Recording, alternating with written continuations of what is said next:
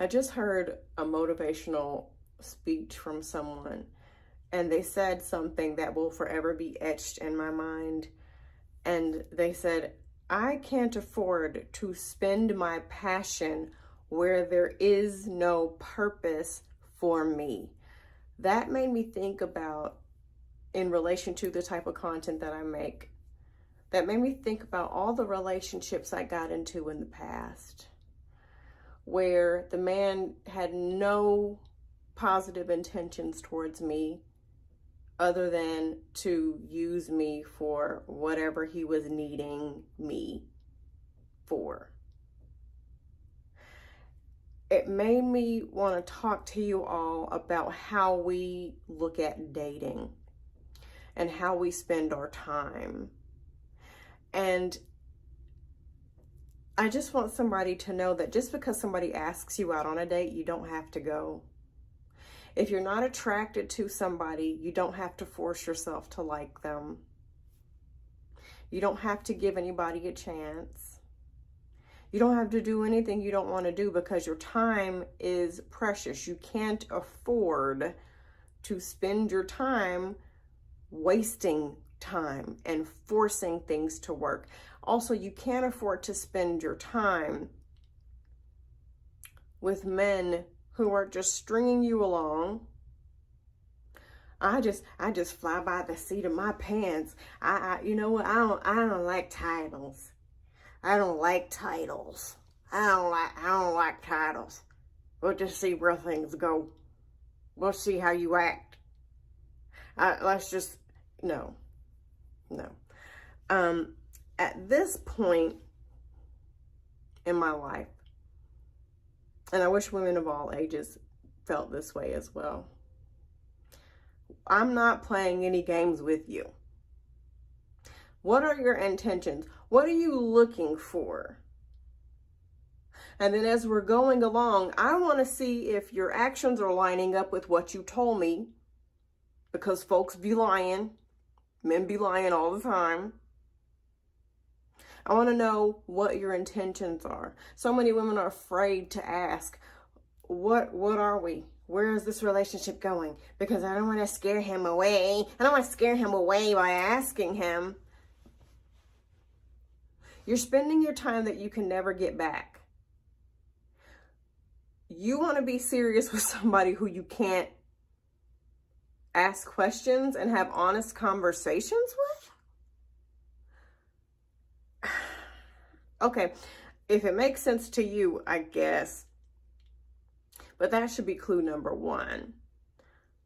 Red flag number one for you, sis. You know, yes, there are men who deceive us until we're somehow locked into a relationship with them, and then they turn into, a monster. But sometimes red flags are dropped right in front of our faces.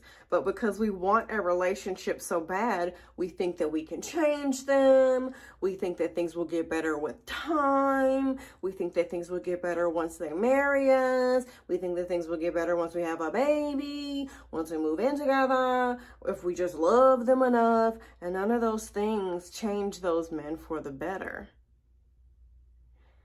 If you can't have an honest conversation with this guy, he's not the one. Well, I'm afraid to ask him where things are going. I'm afraid to he's not the one. He's not the one. I don't want to be around anyone who I cannot be vulnerable with and have honest conversations with, because adults know that sometimes you have conversations that might be uncomfortable. Sometimes you just have to say what you need to say. And to me, what I've learned in my life, a true test of a good person, to me, one of the tests, is I can be vulnerable with you. I can be honest with you. People are afraid to be confrontational. Confrontation is not always knuck if you buck, we about to fight in the parking lot. Sometimes conversation is just, hey, when you said, this particular thing yesterday, what did you mean by that?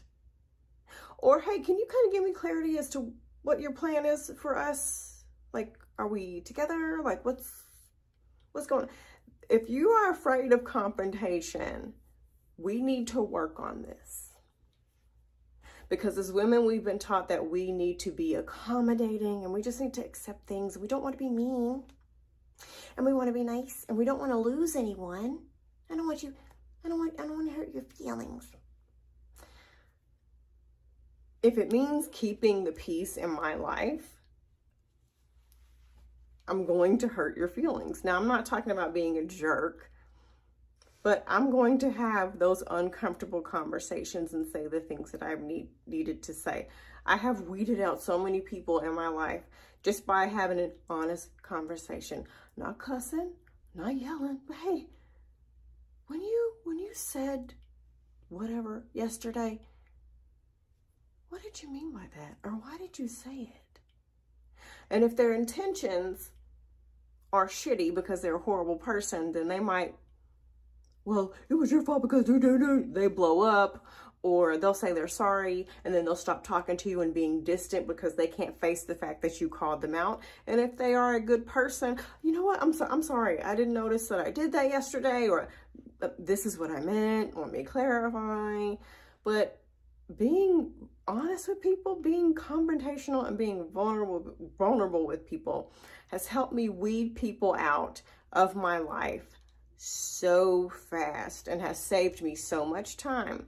Because like that quote said, my time, I have a piece of hair in my eyeball, my time is I'm picking hair out of my eyeball and I can't seem to get it out.